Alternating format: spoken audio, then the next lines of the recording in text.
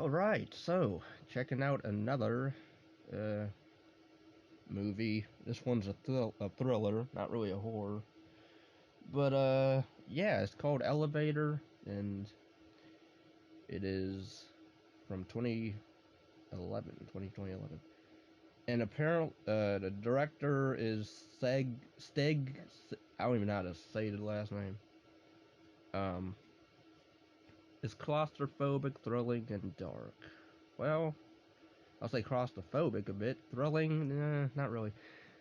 Okay, so the gist of this film, basically 9 Wall Street partygoers become stranded in an elevator and one of them has a bomb.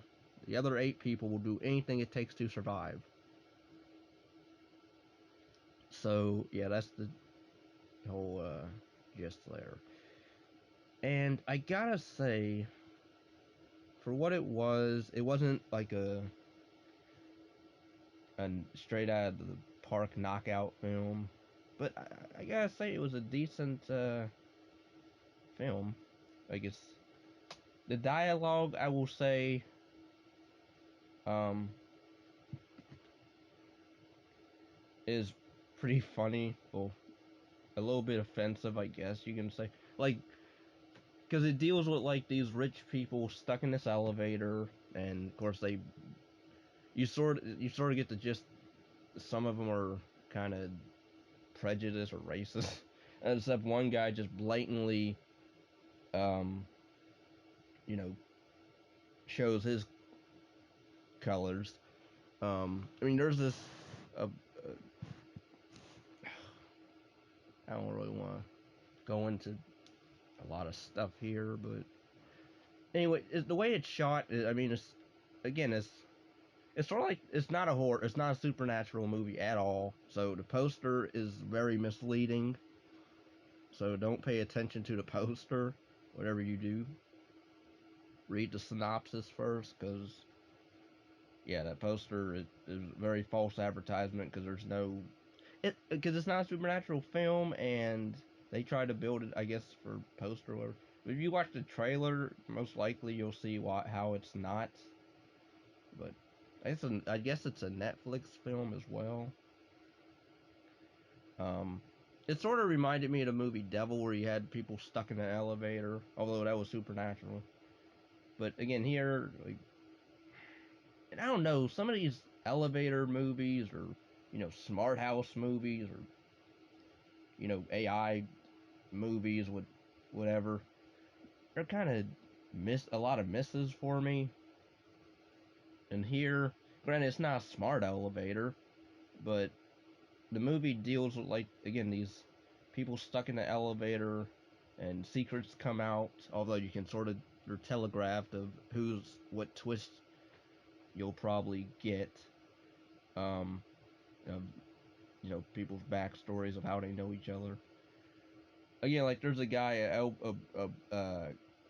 Albate Arabian, um they, of course, because he's, you know oh, from there, they assume he knows about bombs, and you know, and like throughout the movie, like the one guy totally, I don't know, maybe he's not racist, but the way he goes about, just assuming the guy knows about bombs and calls him Muhammad and all that, and so I guess he is kind of racist. I guess you can say he's half racist anyway, not fully, but half. And I don't know, like, I didn't hate him, but he was at first obnoxious, and like some of the dialogue did make me chuckle, because like the guy that they would, like, assume he would keep his cool at first, and then soon enough he goes off a bit later on. You have a pregnant lady who, by later on, you find out she was in a relationship kind of with the one guy with an Indian girlfriend, also in the elevator. And he's the dad of the kid. There's the older guy named, trying to remember his name. If I can get the cast. John Getz or Gez. He plays Henry Barton, who's like a rich, older Bruce Wayne type guy. Um, I thought he was decent, but he has like a granddaughter who, her name's Madeline, and she was very, very annoying to the point like you just wanted to, I don't know, smack her across the face because how devious and mischievous she kind of is.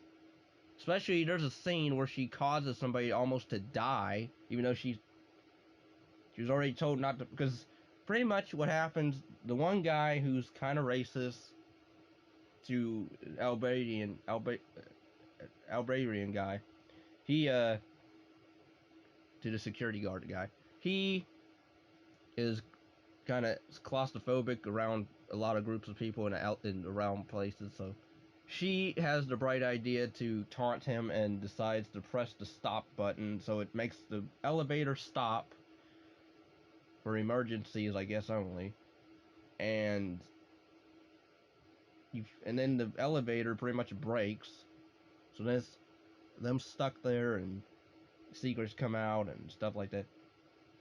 And later on, she also does it again, where they're sort of, in a way, almost getting out. But then, of course, she ruins it by pressing the button repeatedly, pressing buttons, causing a guy to lose his arm and almost die bleeding out. I'm like, okay, this, I was trying to cut her some slack because she's a kid, but the fact that she totally, like, almost caused this guy to, literally his head could have been crushed into the elevator shaft or whatever. Granted, like, she cries about it and remorses about it, but still, I couldn't fully care for her as much. The only person I really cared about was maybe the pregnant lady, and possibly the other guy, the overweight, heavy guy, bigger guy. I forget his name, but he seemed like the most decent person aside from the security guard guy, I would say. We know that he served in the military, and pretty much I like the heavy-set guy, but you find out he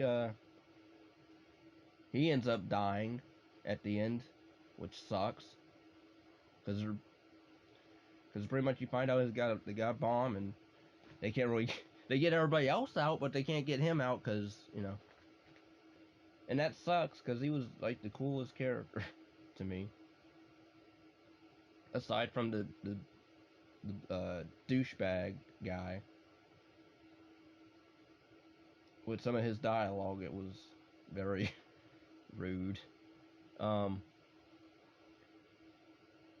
and a bit offensive, I will say. But yeah, other than that, like, it's shot fine. It's not shot, badly or anything. It's well acted from mostly everyone. The way it ends, though, like the final scene would, it ends like with the security guard guy and the douchebag racist type guy, and pretty much it just fades out. Like they talk for a minute, and then you know, it just fades to black, and then it shows the cityscape, and then it fades to black like it's a made-for-TV film. And it gets the credits. I'm like, okay, I guess. So I wouldn't recommend this one. I don't think so. Um, again, like some of the dialogue or some of the acting from the actors is fine, but other than that, like it's kind of boring. Aside from them being stuck in the elevator and them, talking amongst each other, and that's kind of it. So yeah, I don't really recommend this one. So thanks for watching or listening. I hope you enjoyed, and please like and subscribe, share, comment, and let me know what you would like me to review next. And yeah.